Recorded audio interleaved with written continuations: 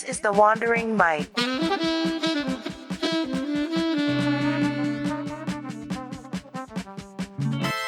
Welcome, everyone, to the Wandering Mike. Today I'm here with James. Hey, James, how's it going? I'm good, man. How are you? Pretty good. Yeah. I mean, it's weird for Tuesday and it's my day off.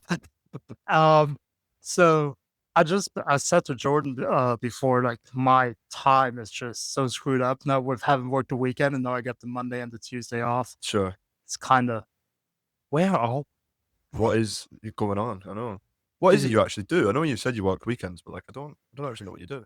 Yeah, so well, actually have two jobs. So I Oh, work during the week I work for this solar company, and we basically do door-to-door sales. door-to-door Door salesman. to door, Door-to-door salesman, yeah. door-to-door sales for solar panels and solar batteries. Ah, okay. Because in Perth, like 70 to 80% of the households actually already have solar panels. Hmm. So you can't sell them those anymore. So we're selling them solar batteries.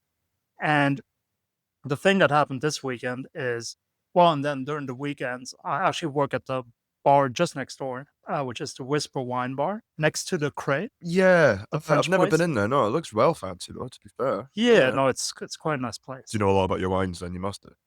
I know about the ones that we sell because I mean, like I said, and like the people on the podcast know as well, I don't drink alcohol. Oh, So yeah. I only found that out fucking 10 minutes ago. I wouldn't have agreed if I did that before, to be fair.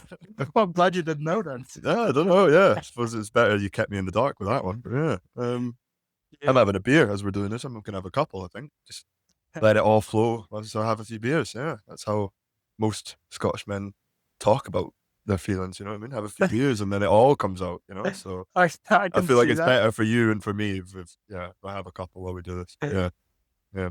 I How can see many that. episodes have you done of these, by the way? Like, what episode am I? Like, what number am I? Oh, I don't want to lie, actually. Hmm. It should be 37. I can Okay. actually look it up though, because it might be 36. Yeah, but you're 36 or 37.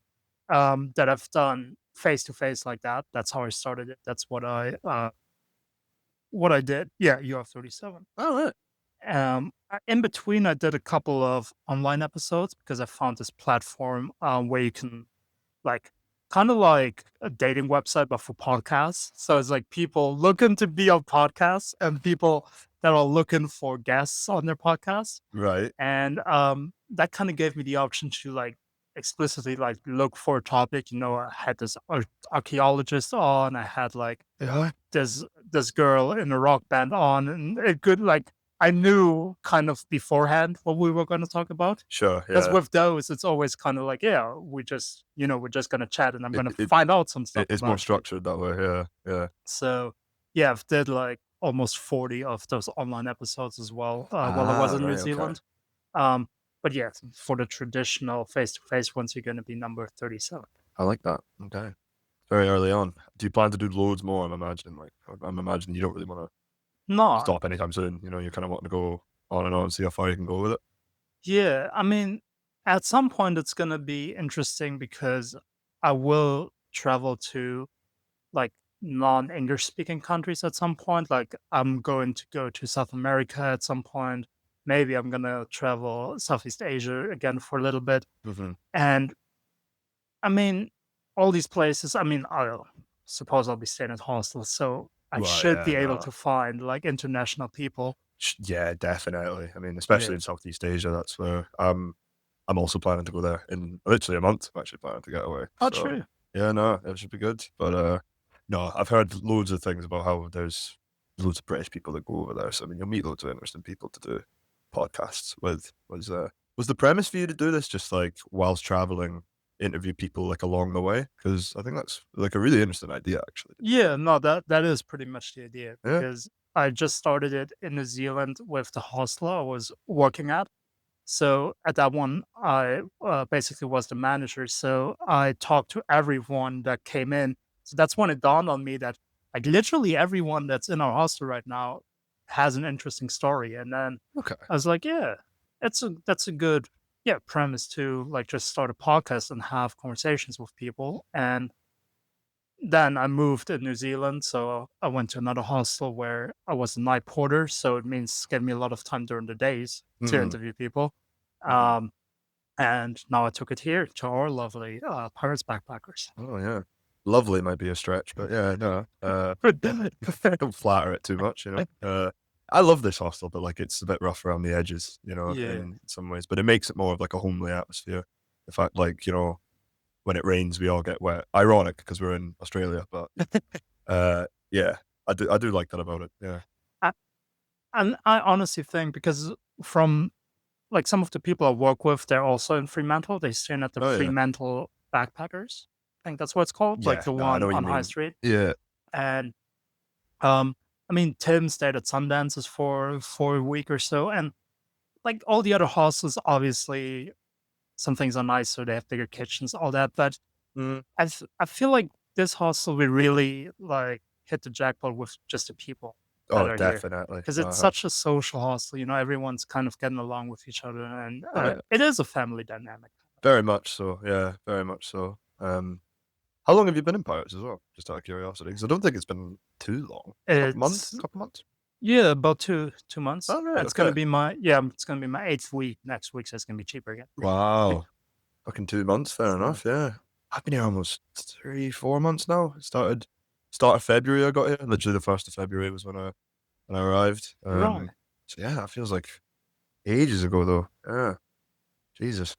Well, um, I'm gonna use that to diverge it a little bit more towards yourself. Go with it. Um, so did you come to Australia just then, or have you been here for a longer time? You just been to Perth in February, No, I flew straight to Australia from Edinburgh. Literally right? just came straight here. You know Aidan, obviously. He's my Yeah, friend from home. So uh, a few months ago, I think after the Edinburgh Fringe, I was working like crazy, and I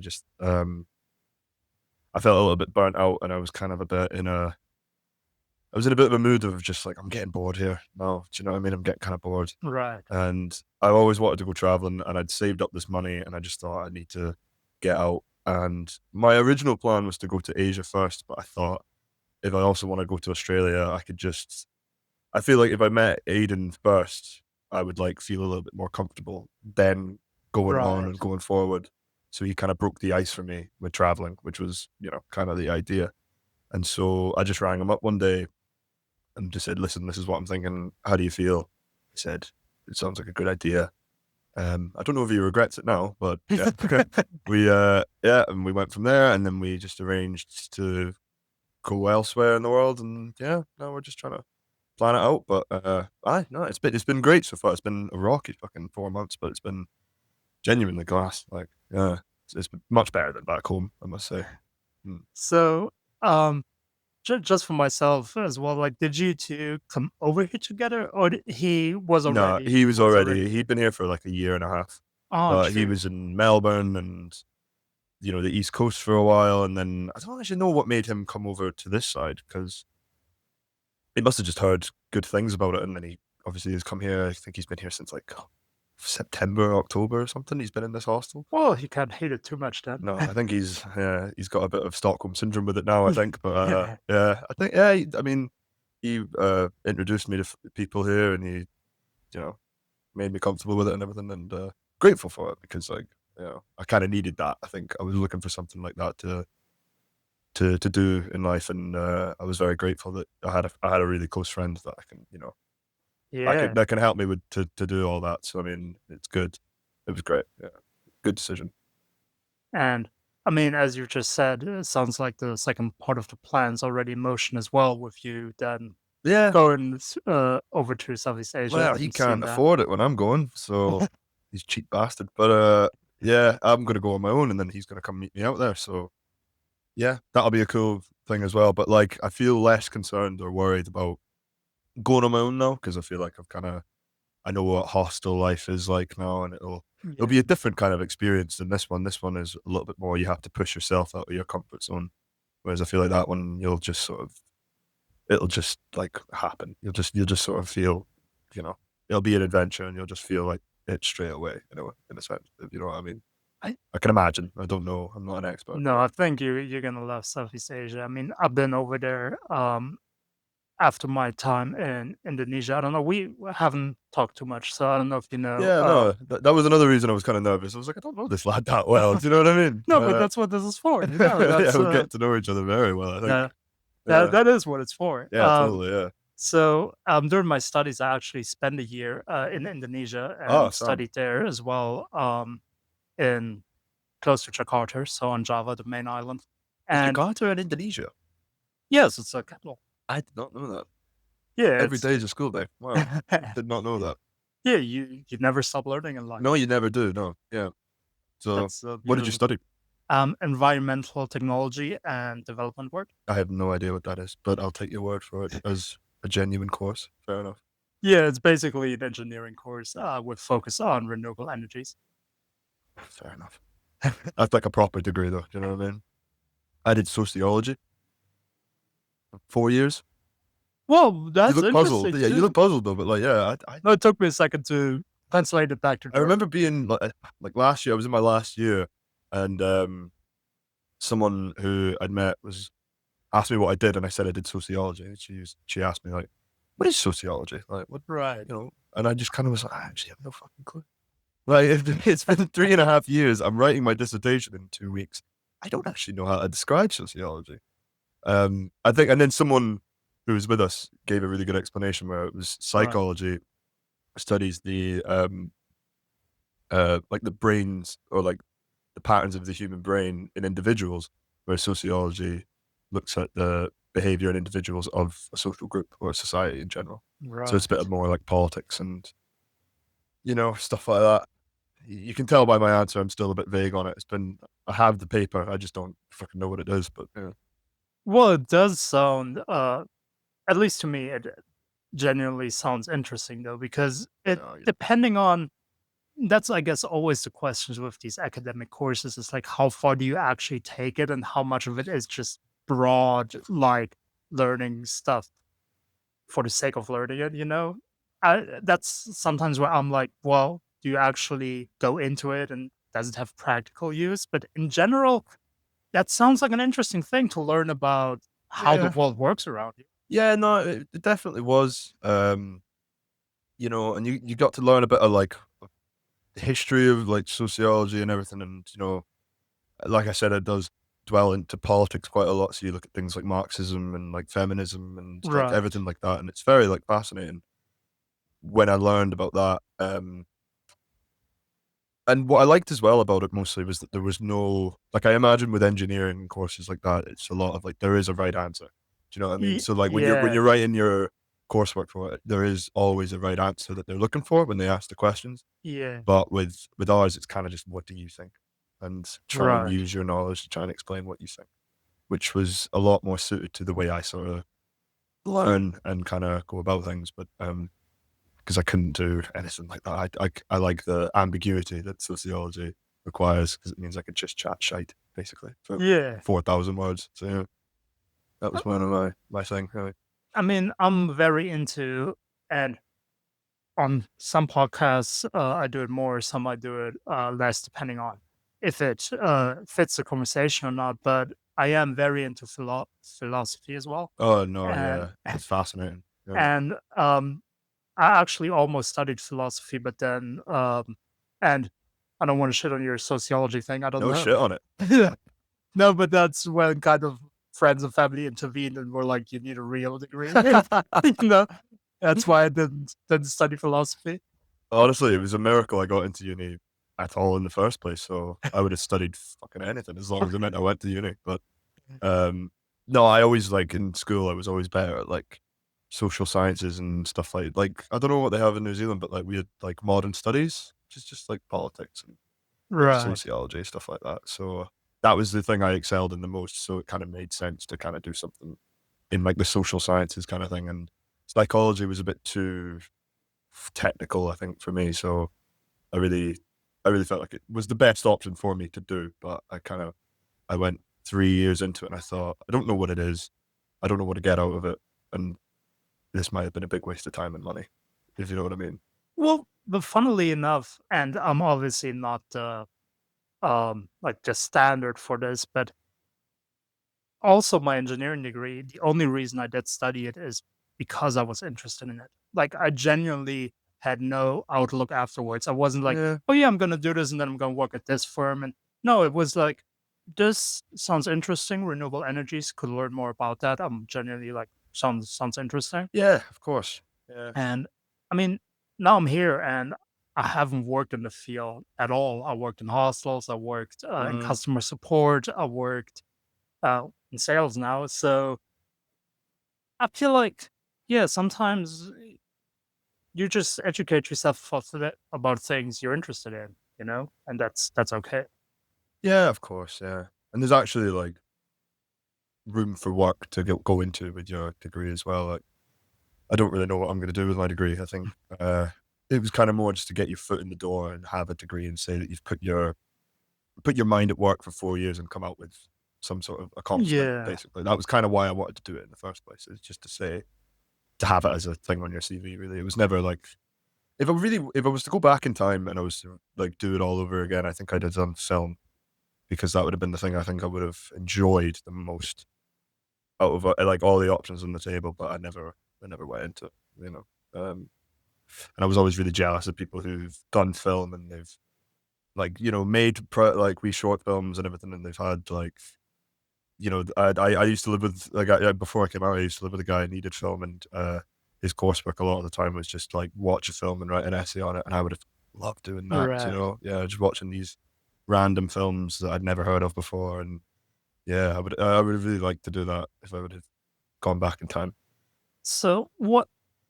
Because I mean, obviously, most of us probably like movies. No, We sure, like to yeah. watch movies, but my sister actually, she was really into film for a time as well, and she was like always finding these patterns, and then to a point where after 5 minutes, she was kind of telling me the ending of the movie, and I'm like, "Don't tell me!" Like, like Oh, there's nothing worse than focus you that, she'd yeah. never seen the movie, but she knew exactly what was gonna happen in the end just because of one scene that, "Oh, they showed you the umbrella." That's how you know? Yeah. Um, I used so to be the same, yeah, but no, so I could, yeah. so yeah, well, what intrigues you about it? Well, what is it about film that you, like, wanna dive deep into that? Um, it's a really good question. I think, like, I'd seen so many, like I haven't seen, like, a million films or whatever, but I've seen so many films that, like, actually inspired me to wanna do something similar, and, I Right. think I used to have, like I wasn't it was kind of like a half-arsed dream of mine to wanna do, like, acting or something, and like I said, my friend who used to do it, who I lived with for a bit, Yeah. he had done short films and everything, and I always was like, "Yeah, I'll do a role in your thing, yeah, I'd love to do a wee Yeah. acting job," and before I came out here, a guy I worked with also he did, like, film and sound tech or something, and, he had, like him and his girlfriend, who I worked with at a comedy club, they both, each Halloween party, they'd make, like, a short, horror comedy film each year, Oh, and nice. the, past Halloween one, I was in that one, and, just spending days, like, coming up with ideas and filming and shooting, like, I loved it, It so does for sound me, like it's, like, the process of it, and yeah, like, like you said, your sister as well, like, picking apart films and looking at themes and because the really good ones, they make you, like, think more on something that you can relate to in a way, do you know what I mean? Like, Mm, and not a lot of other forms of media can really do that. Not a lot of other forms of art or culture can really do that. I mean, it depends what kind of person you are. Some people can look at, like, paintings and do that, but I just never could really right. do that. So it's like films for me were like people's artwork, like, if in a way that I used to think, how does it reflect on me? So yeah. Yeah, I mean, the whole thing in itself kind of is an artwork. It's in hindsight is but like you said, every day is a school day, right? And in hindsight, it was like because when she was first starting off with all these things, and I was like, yeah, she's kind of right. How naive am I? Because I'm just watching these movies and I'm like, yeah, whatever, like they're just showing us something. But then she made this point, obviously, like they're making the movie. So everything you see for a reason. I didn't even think about that actively. It's like, oh yeah, you see that house, but everything is put there for a reason, Hmm. like which is, yeah, if you're doing like these days, you've got these 2 hour, 2.5 hour movies, and like every single thing you see in those movies, everything is a work of art, pretty much. Yeah, I know. Totally agree. So she did film it. Well, she basically no, she ended up studying what she studied. No, international business, and now All right. she's basically in. Completely opposite. Yeah. No, but she was like in her last 2 years of high school. She was doing like a because the way it works in Germany is you can basically do different courses to more extent. Mhm. So she chose to do arts as like a major, if you can say it like that, for high school. Right. And she did like there she did like film analysis. So she did that for two Ah, years in right. high school in her Be right up senior. her street then. Yeah. Yeah. Yeah, Fair enough. Yeah. I don't know. It's something I've always thought about doing.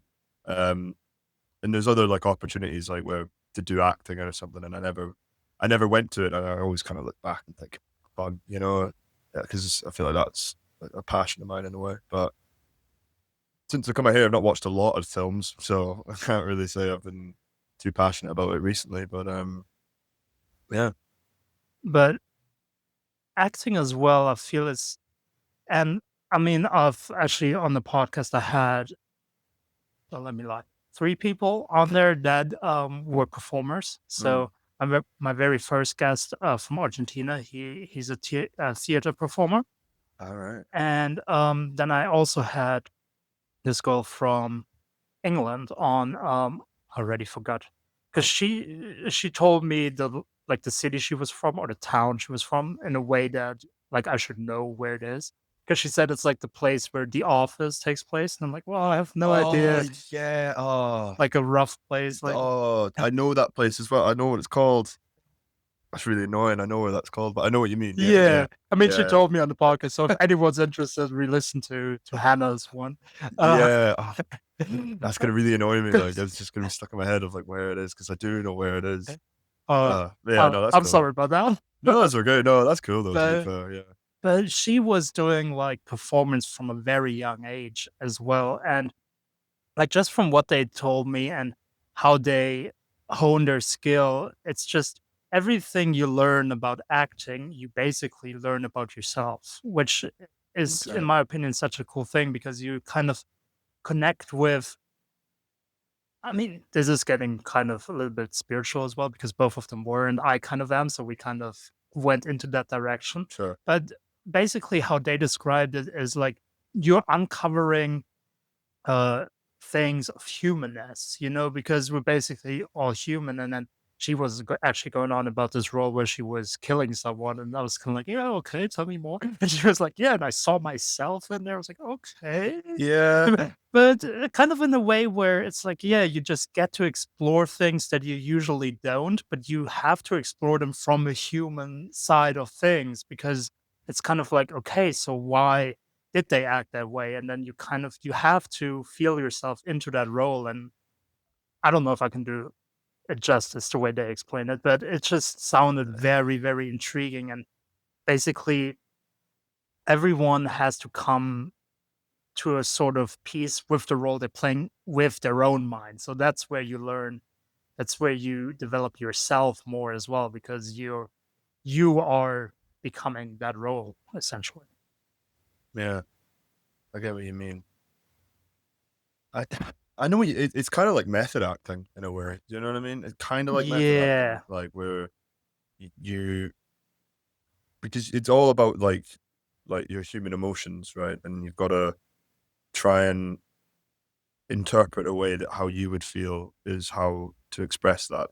So it wouldn't be like I don't know. People just think like I can just put on a face and try and act out that kind of emotion, like. But sometimes I think and it shouldn't be like how I would react to it because you're playing a character. So you have to think about how right. that character would react. But like it's kind of like how would I express that as them but through me in a way. Like I do find it fascinating. It's definitely not easy. I think I used to think just because I was passionate about it, it would be easy, but there were, you know, in some of the short films or whatever I've done, that's not like it's not easy to try and portray it. You know what I mean? It's Yeah. quite a skill to be good at that. I think. No, I definitely, see the skill in it. 'Cause, I mean, I've never done anything, acting-wise, but I always also kinda liked, like, outgoing things like that. Like, when I was younger, I was always like, "Yeah, I'm gonna be a superstar someday." You know? And then there was phases where I was like, "Yeah, I'm gonna be an actor." Never did anything about it. There was a phase where I actually, where I was rapping, for a couple of years. You were rapping. Yeah, I was rapping. You were a rapper. Well, I did some lyrics and, some friends of mine, Really? did some beats and but nothing ever came out. It's just like it's all on my old, computer. Fair enough. But yeah, that's What kind of what rap was it like? uh, well, more conscious rap. Like one EP that I did, which was in German, but, the title of it was "The Philosopher in the Lamborghini." So that kind of tells you a I little bit like about that. the tone I like of the that. thing. Yeah, I like Yeah. that. If you could like compare yourself to a rapper, who would it be? Like, Well, I mean, I have to say my idol, is to this day, Mac Miller. I I would would have never. actually guessed if you were to say what kind of rapper you'd be. I literally Yeah, was thinking Mac Miller. Yeah, but yeah. yeah, yeah. I definitely wouldn't compare myself to him because I'm way, way below, like, but yeah, that sounds weird to say, yeah, my stuff is like Mac Miller's, No, but but I know what you mean. Yeah, yeah. If yeah. you could like what what were you trying to imitate basically? Like Yeah, who no, was your that inspiration? Yeah, yeah. definitely I was Mac. thinking Mac Miller. Yeah, I was genuinely thinking Mac Miller. That's cool. To be fair. I don't think I could get away with being a rapper. You know what I mean? I don't really have the image. Well, I mean, some Scottish rap, Have you heard of Scottish rap? I have not, Yeah, there's a but reason for that. It's pish. well, you have to start it then. No, but fuck that. I kind of want to go home at some point. I don't want to have to, you know, hide away from everyone in Scotland because I've made Scottish rap. Absolutely not. I mean, That could be a banger, you know, you have some bagpipe kind of beats and then just rap over some bagpipes. there's an Eminem song where he uses bagpipes. Oh yeah, It's called Bagpipes for Baghdad. yeah, Yeah, and yeah, it's been bagpipes done from before. Baghdad. Yeah, it's been done before. Yeah, so no, yeah. I'll think about it. I'll think about it. Yeah, if the acting thing doesn't go through, then I'll try and pursue that maybe. Yeah, but basically where I was going with that point is that, uh, obviously, if you and what I found out as well is, like, it's loads of fun, but to actually make it into a business, you have to, unfortunately, treat it like a business, and there is a lot of hard work, and there is a lot of, Mhm. you know, if you really wanna if you want that to become your source of income rather than just a hobby, I do feel like, and I can imagine it's the same with acting. You know, you just have to a lot of auditions. You know, a lot of hearing no's and improving, and then more auditions, and that's what I imagine. Mhm. It's a job. Could be kind of demoralizing, I can imagine. Yeah, you know, just getting like because it would take a lot of rejection. You're never gonna Yeah, audition for your first audition and get the role straight away. Like that's just never how it works. I mean, I can imagine that's really hard. No, I don't know. Mm. but on the other hand, it's always good to have like an actual like enjoyment of it. You know, rather than Well, and of okay. course, yeah. Well, I mean, my opinion anyway is that everyone should always enjoy their job, which is also kind of a hot take I've I've seen. But Mm, actually, all of my jobs I did enjoy in the sense that I knew exactly why I was going for it, in the sense of I could learn something from it. right. You know, I first job I had after uni, I went into customer support. Why? Because at this point, I wasn't confident in the way I communicated with people. So I put myself in that situation Right, okay. so that I can I'm forced every day to talk to people. And uh, definitely it helped me. And after 1 year, they made me trainer. So I trained the people coming in. So then I could do my communication skills, hone them even more with, okay, how can I portray the knowledge in a way that people understand it? Mhm. And then uh, well, then I worked in hostels, which I just kind of always wanted to do because at some point, one of all of my dreams that we're talking about today, but one of the dreams is also to have a hostel, maybe some point, somewhere in Southeast Asia, maybe South America, and just have a small little, maybe kind of like this, A little just commune, yeah. just a little place where, yeah, pretty much like this actually, maybe a little more Yeah. sanitary, but I don't have a lot of, like, experience with hostels, so I don't really know. I imagine a lot of them are probably a lot like this hostel. Do you know what I mean? yeah, But I imagine a lot of the ones that are like this one have a lot more, influx and people coming in and out, whereas this one, there's a lot more long-term people like myself, yourself, yeah, dozens of other people who stay here and build a kinda social group and a life here in a way, which which is really nice for it the is life, which nice, I yeah. really like as well, like But that I can't model. imagine a lot of places are like that in the Uh, world, you know? Don't know. Don't know though. but No. yeah, so now I'm doing the sales job, which also objectively, Is that the door-to-door thing you were saying? the door to door thing. Or So door-to-doors? also isn't like a great job, but I'm like, yeah, now I wanna, especially now with starting the podcast as well, I kind of want to hone that part of my communication skills as well, trying to, well, sell a product and then eventually being able to sell myself more as well. Do you get a lot of success? Knocking on people's doors and selling them something, selling them satellites. Do you get a lot of success? Yeah, Do you think actually. so? How many if you knocked on 10 doors, how many people do you reckon you can convince to purchase your So product? the thing is, if you just practically speaking, if you do knock on 10 doors during business hours during the week, only two will open. So because a lot of people Are aren't out of the aren't work, aren't around, I suppose. but actually from 10 doors that open up, I can get 5 people now, so I can get half of them convinced to be fair as well, though, I'm not directly selling them at the door. What I'm doing is I'm getting them to agree to have a conversation with our sales expert. So I'm saying to them, "Yeah, so what we're doing is we're doing this. We're putting your solar up. If you want to hear the exact numbers for your household, Mhm. this person will give you a call." So it's not a direct sale. I'm basically just selling them the appointment. So, which is easier than them actually signing up there on the spot. 'Cause I was gonna ask if there was commission, like, if you get, like, 5 out of 10 people saying yes, is there a commission with that or not? Yeah, so I do get commission actually for everyone who picks up the phone already, which is pretty cool. Okay. So if I set the appointment, they actually pick up the phone, I get, well, $10. But then if the other guy does a great job and sells him a contract, I get $50 more. So he probably gets more than that because he's doing the actual selling. Yeah. Um, but yeah, there is a commission structure. That's actually That's not fair. bad. That's fair. When I worked in the comedy club back in Edinburgh, I just remember this bit. Every time I hear someone talking about door-to-door salesmen, I remember this Irish comedian, it was this wee guy, and he would say, like, he was talking about jobs and how there was people with crazy jobs, and he said he once met a door salesman. So he would Right, walk around and walk up to a door, and he goes, "Well, they don't need me here. They've got fucking a door, so I'll just fucking walk away." And eventually, there will be a day where he walks up to a door and he doesn't know what to do because there's no door there. He can't knock on it, so how does he approach them? So you just walk right. away again, like, I just so it always reminds me of that. I didn't tell it as good as he did, but, like, I thought that's a good bit. A door-to-door door salesman, yeah. Yeah. Uh, yeah, I, um, I'm glad you told us that story though, because you worked at a comedy club. I did, yeah, for a year and a half, maybe? No. Yeah, no, about a year, bit over a year, maybe a year and 3 or 4 months, yeah.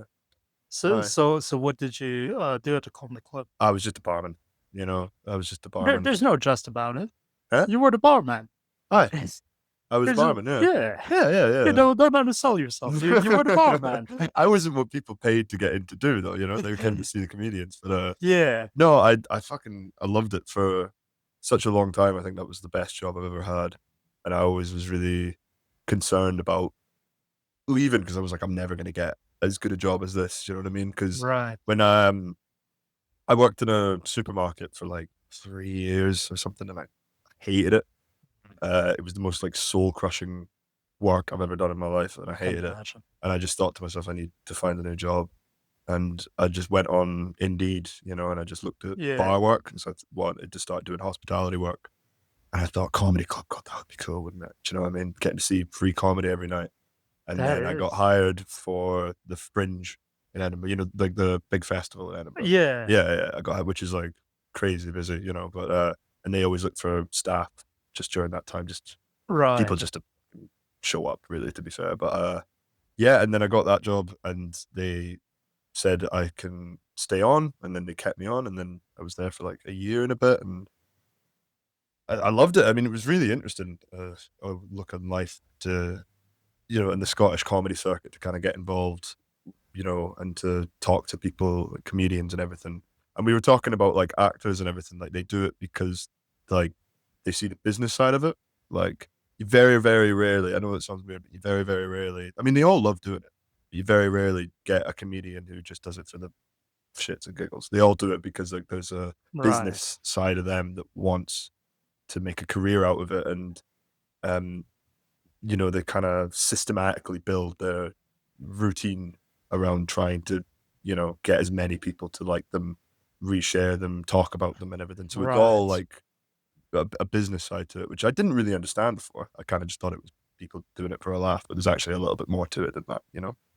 Yeah, I guess that fits in with the rest of our conversation again. It's like you kind of have to approach it if it really isn't just a hobby, if it's a guy who just want to go on one time in front of his lads No, just to do exactly. it. Yeah. But if you want to do it for that, you have to approach it as a business. That's Oh, of course. Yeah, of course. but that job does sound so fascinating to me as well because I love stand-up comedy. I love more the American comedy. I admit I'm not too much into the British and not the Scottish. I don't even know if I know a Scottish No, stand-up to be you know honest. Kevin Bridges.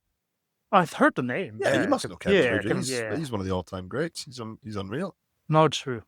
Yeah. What kind of comedians then? Um, Well, so I love, George Carlin, who's like a very, old one. Okay. He because he also does like a lot of social, commentary. But from the newer ones, Bill Burr, I do like Bill Burr. Yeah, I do like Burr, Bill Burr. Louis CK. Yeah. Okay. I don't know if you're still allowed to like him, but but his comedy Oh, is really? still. What's he Well, been he doing? he had a thing where he, apparently masturbated while he was, on the phone call with a lady, Oh, and really? yeah, I don't know the whole story there, but, that was a big thing in the States. No, sorry.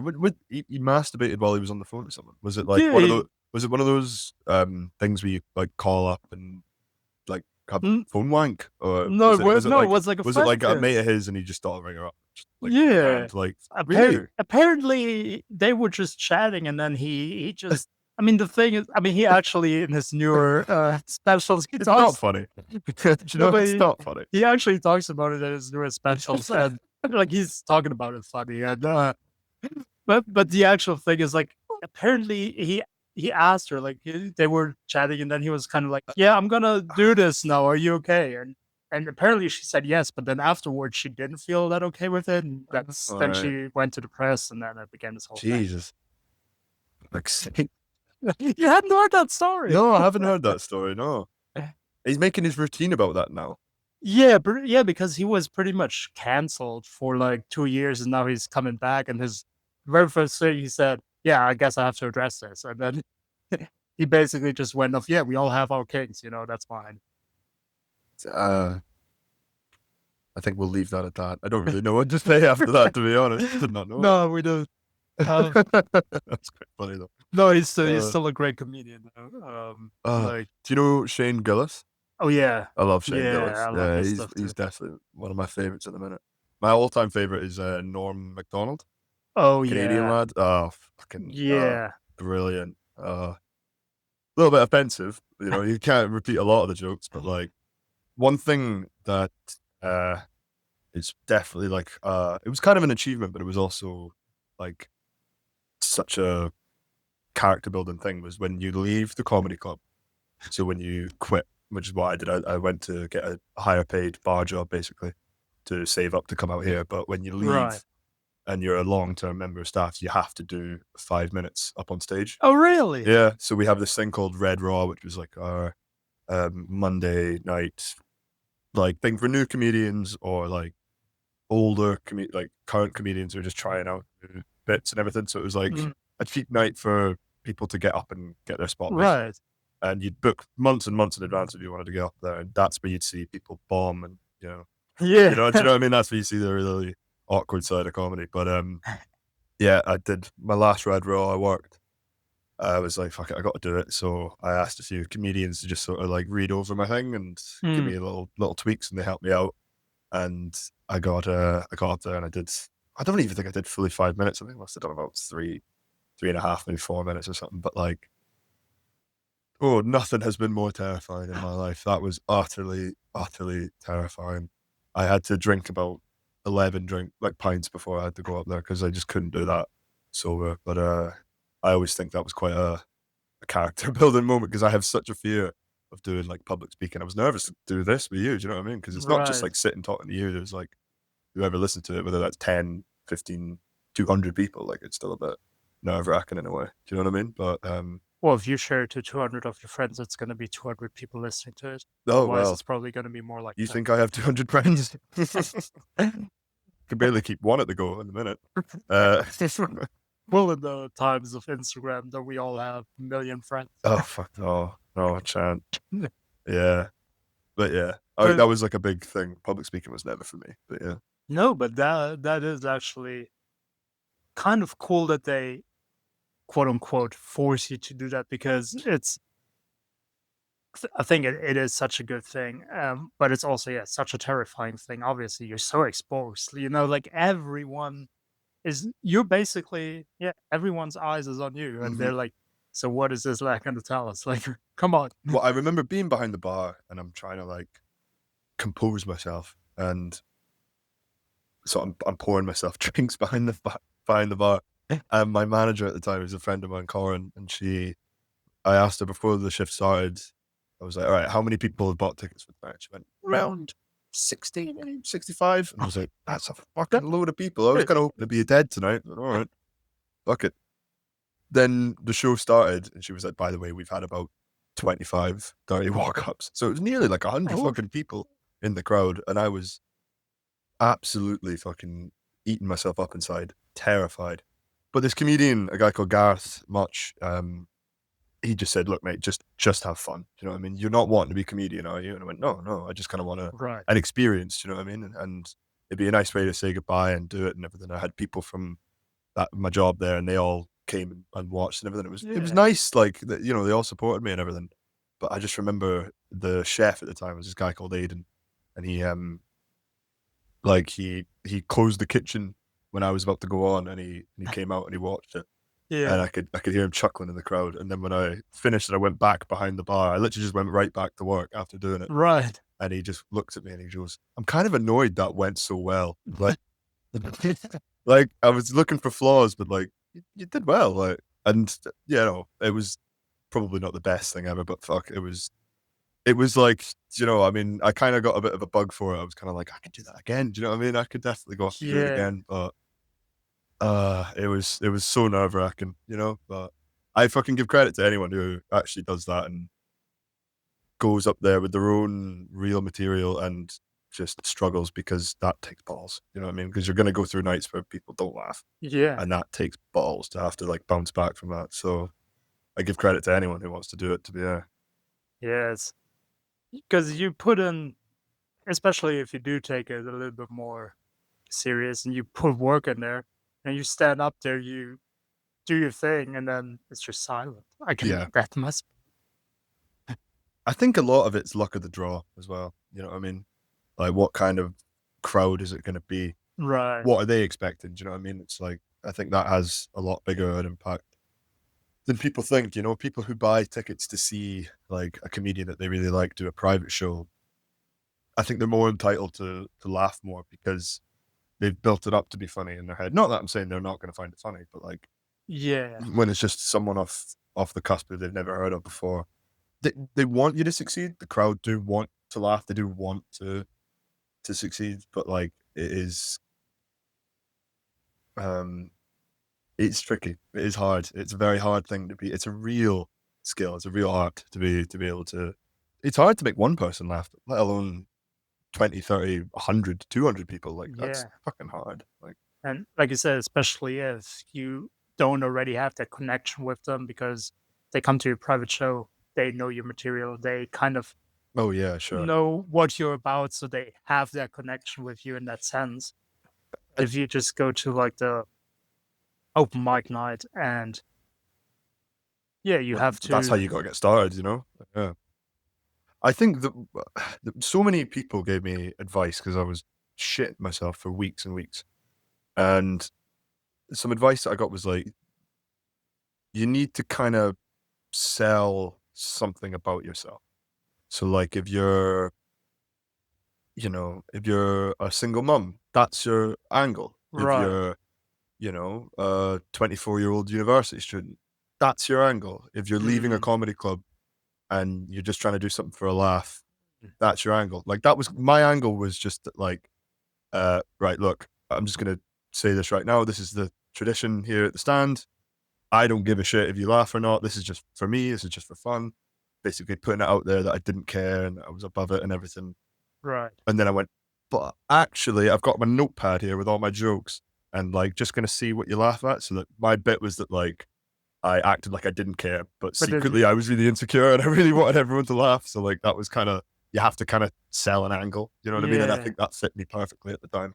So it was very interesting to do. I very much. I wouldn't recommend it for everyone because it was terrifying. But like, if you do want to try just something just for a bit of a laugh, like, oh god, like coming off and having it go better than you'd expected. It was just it's. like, oh, the fucking endorphins running through you were just, oh, it was amazing. Yeah.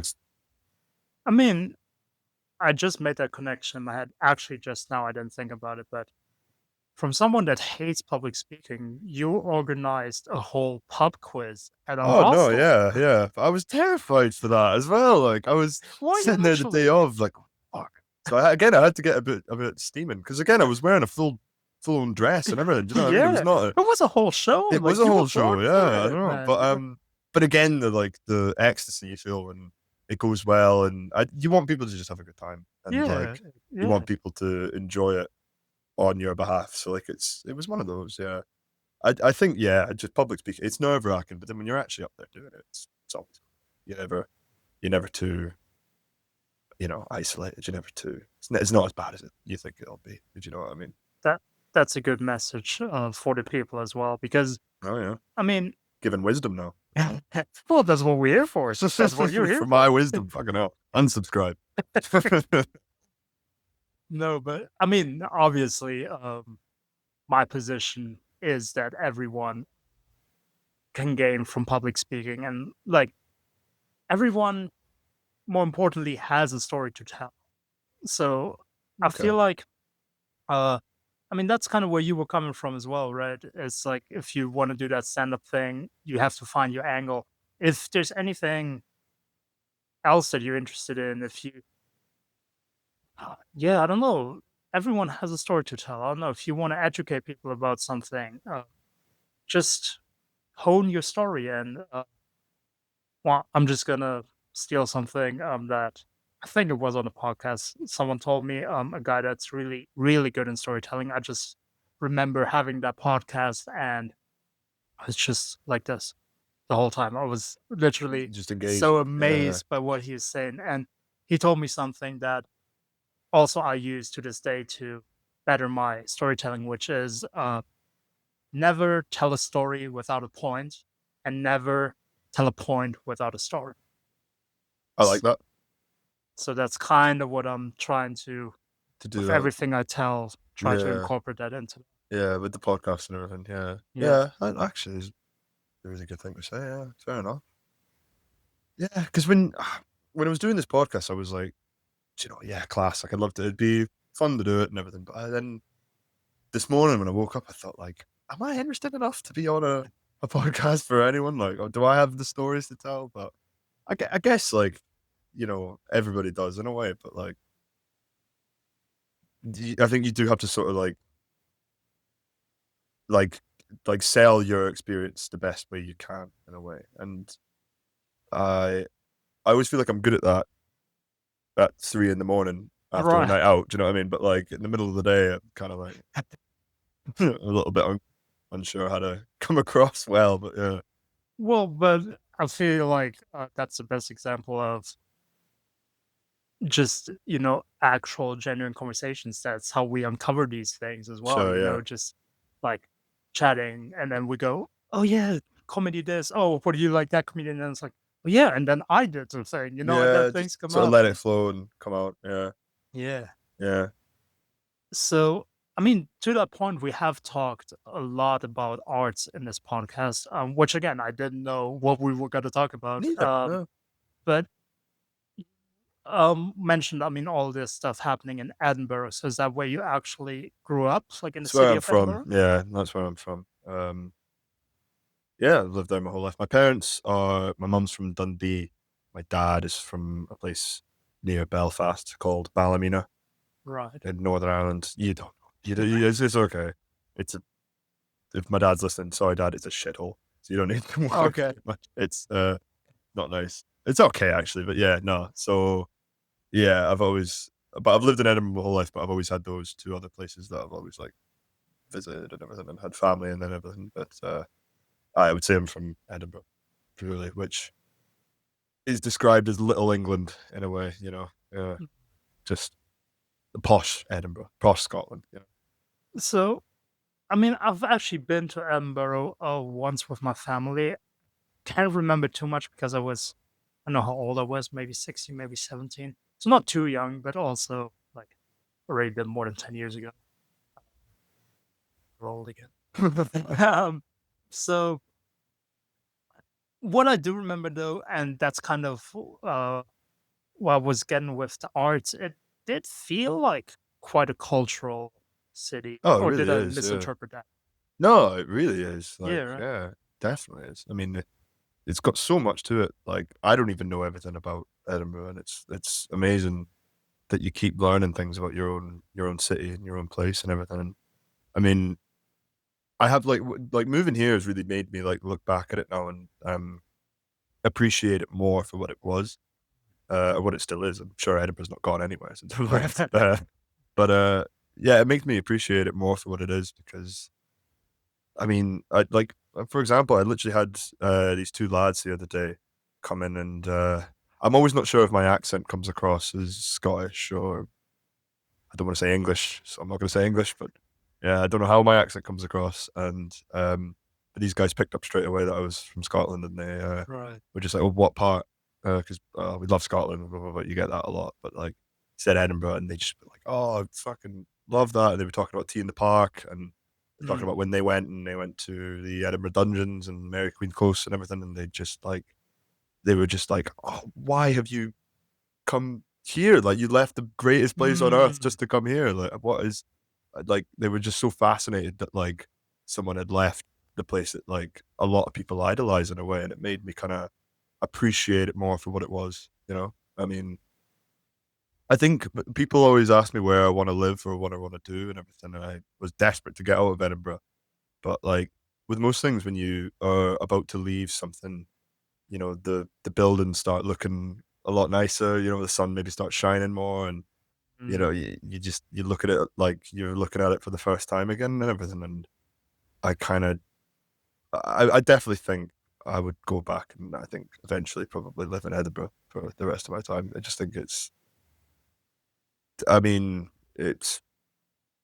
I always think it's the best. I would say it's the best city in Europe, which is kind of controversial, but I just think for the package that you get with the way it looks, the lifestyle, the nightlife is okay, but the social aspects, the opportunities, I just think it's fucking amazing. I mean, people might shit on it for a few of the reasons I've said, but to be honest, I really think there's nowhere better to go, in my opinion. So yeah, I know. that was my love letter to Edinburgh right there. Yeah. I know that I definitely love the layout of the city as well. Mm. Like, when you're up there on the castle, it's a castle, right?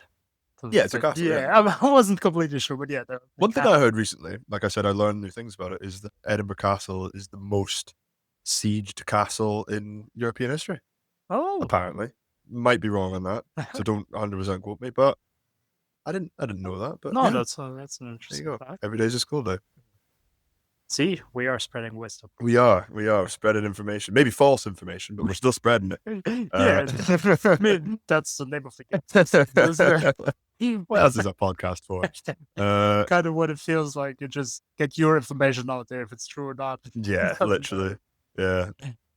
No. Uh, Oh, it's a brilliant place.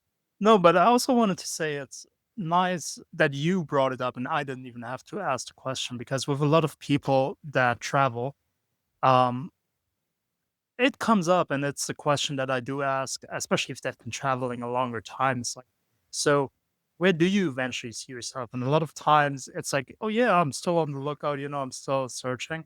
And I think it's kind of wholesome though to hear that, oh yeah, now that I've been away for a bit, maybe where I'm from is actually the place, that's it's Yeah. kind of a cool answer. Doesn't mean I want to close myself off from living in different places. I think I'm not definitely not done with Australia.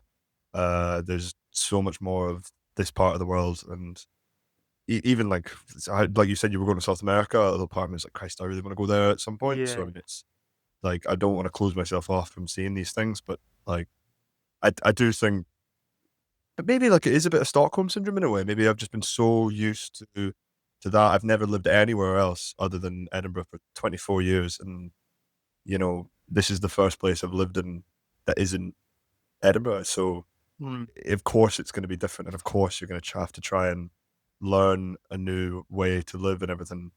But I do think it is the place for me to live. I think if I was like, but then again, I don't know. I might go to Melbourne and think that that's the place for me to live. So it's like I'm not shutting myself off from the idea, but uh I'm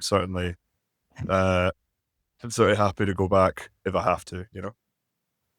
yeah. I mean, depends on, I guess, what time of the year you go to Melbourne because I've heard a lot of good things about it in the summer, and Well, I've heard a yeah. lot of horrible things in the winter. Oh So dear. Well, I'm thinking of going in August. I think that's maybe like what their that's spring, winterish. kind of That's ish. I don't know. is Maybe it? the end of winter kind of come with spring. Yeah, maybe.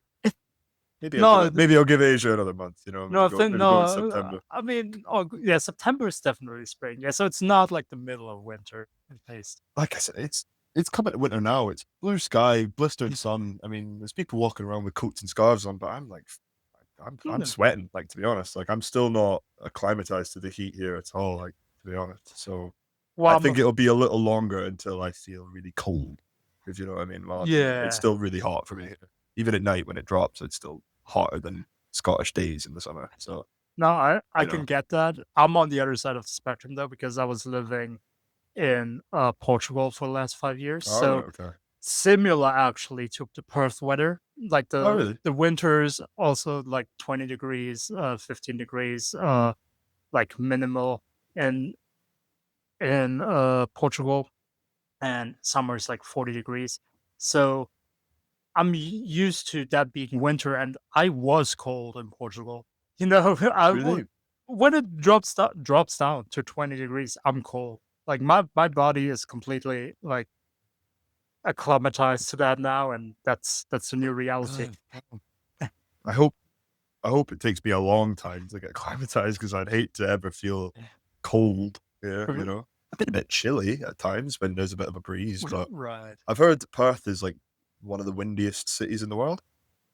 Someone told me It that. seems like it. Yeah, I, no, c- someone did I tell me wouldn't that. disagree. Yeah. Yeah, Perth is very windy. I think someone said the third windiest city, but like I don't know what the other two are. I imagine Chicago is above that Because it's because it's called called the the Windy Windy City. City. Yeah, I mean, Windy City. yeah, I hate to be presumptuous, but I'm assuming what that's definitely got to be above it. But I hope so. you'd fucking Otherwise, hope so, wouldn't you? Yeah, but what a well, fat lie that would be. Yeah, otherwise we would be back at our fake news. yeah, no, what a fat lie that would be if it was like not windy at all. Like, uh, anyway, but yeah, when it rains here, the rare times that it does rain, that's when I feel cold because like you go from like hot to like something Right. like water pissing on you, and it's just like Yeah. You feel it more intensely, whereas in Scotland it's like colder, so like the rain doesn't actually affect you. You're just kind of more wet at that point. Right, it's If that so makes sense, I don't think yeah. I've explained that well, but yeah, that's the only times I think I've felt cold here, which is nice. But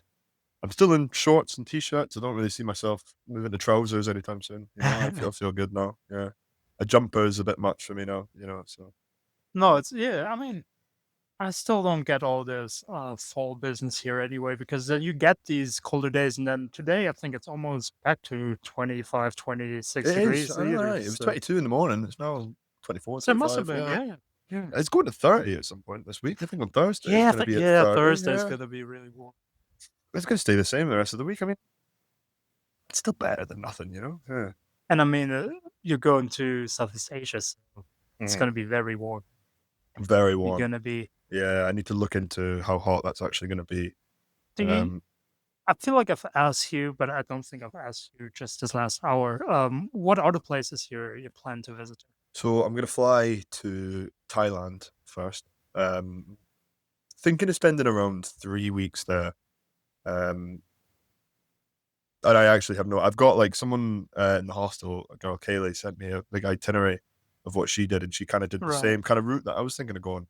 So I'm going to try and actually read up on them and do all that. I've got um, a plan to do 3 weeks there, maybe do a week and 2 weeks in Cambodia, Oh yeah. then a month, maybe a bit over a month in Vietnam. Nice. So That's that's my plan. For I got a Christmas present from my auntie, and she bought me 2 travel books on Cambodia and Vietnam. So I'm gonna need to read those pretty soon and kinda, make my own decision. I think playing it by ear is kind of what people tell me to do, just sort of, like, make, like, brief plans of where, when, and what you're gonna be doing certain times, but, like, get there and just kinda go with the flow, just yeah. because that's the better way to do it than try and structure every single minute of the day, because it just won't be as fun, I think, so. Yeah, I feel like it's a good thing um to have like a broad idea of what you really want to see for yourself. Um because I never do it that way. So No? sometimes I go back and then I realize that I missed out on some things. But for me, I'm always kind of a going with the flow kind of person. Like Mhm. when I went to Thailand, because I flew there 3 times. Yeah, Okay. because when I was studying over there, and every time we had a little break, we were always going somewhere to discover. And first time I just flew into Phuket and then went from there. Second time I flew into Bangkok and went from there. And then third time I flew into Chiang Mai. And well, the third time I knew exactly what I was going to do because while I was in Bangkok, I did take a bus eventually up north to Chiang Mai. Mhm. Then I found this hippie village in the middle of the mountains, which is called Pai, Pai. Yeah, I've heard someone talk about that before. And on Yeah. the third time, I explicitly wanted to go back there, so I knew what I was gonna do at that time. Okay, sweet. Um, but yeah, I was always like, yeah, you just put yourself in a hostel, you talk to other people. So what have you been up to? What is it you might want to do? And then that's what I do. I just get inspiration, and I'm like, yeah, that sounds good. I check that out, and Yeah, I don't remember who was saying this, but, like, with, like, a hostel, like, in Fremantle, you kinda have to put yourself out there socially a wee bit, which can be hard, but, like, it's doable, but I think what this guy was saying was that, like, when you go to these hostels in Thailand or Vietnam, you kinda just, like, you walk in and it's like you're brought into it all immediately because it's right, hard to avoid it unless you actually are trying to avoid it. But yeah, if you're like me and you're wanting to go and you want to socialize and go party for a few weeks and then go and see some shit with people and everything who are literally doing the same thing as you, you're gonna end up pretty quickly, yeah. hopefully, touch wood, No, that it's you such will. a And yeah, which I think would be like, suit me down at the ground, I think, in a wee bit because I that's what I'm looking to do. Like, I've loved my time here in Fremantle and Perth, but it's just been a bit stagnant. I think recently I've kind of just been just working and trying to save and just kind of I don't know. Not, I came to travel, and I feel like I'm not really traveling. So, Yeah. like, I'm really trying to put my mind onto actually going and exploring and doing everything. And I'm gonna try and do the most I can in this part of Australia while I'm here. Um, before I go, I think it's important to try and see more of what you can, and can always come back. This part of the world's not going anywhere either, so can always just come back if there's things I still want to do here. So it's an open book, man. Hi, it's a total open book. So it's interesting. Yeah, for Yeah, sure. yeah. Um, yeah, I feel like with that outlook into Southeast Asia and basically all that we've talked about, so we know what got you here, where you come from, where you're going to. Um, that's a good way to end it as well because we've already done over an hour. Oh, really? Going, yeah, going towards an hour and 10. An hour and 10 minutes. That's a It good did, length of a podcast yeah. episode, I think. Yeah. It I mean, didn't we didn't feel we that didn't get long. into too much depth. I didn't get into my childhood trauma, or I didn't cry once. So I mean, maybe That's good. maybe a part two might be needed. But yeah, no, I've enjoyed it, man. I think it's flowed really well. Yeah, been nice. Nice. Been good Yeah, I fun. mean, yeah, we just got so many things that we both enjoy talking about, so we just Totally. stayed on these topics. Sure. And Yeah. uh, I had a good wee blather. Yeah. Yeah. no, no, I'm glad if you actually had a good time, if No, you I did. enjoyed it. Yeah, I had a lovely time. Thanks for having me on. Nice. Yeah. Well, thank you for doing it. Class. And with that, I will wish you a good evening Hmm. and bye, everyone. Goodbye.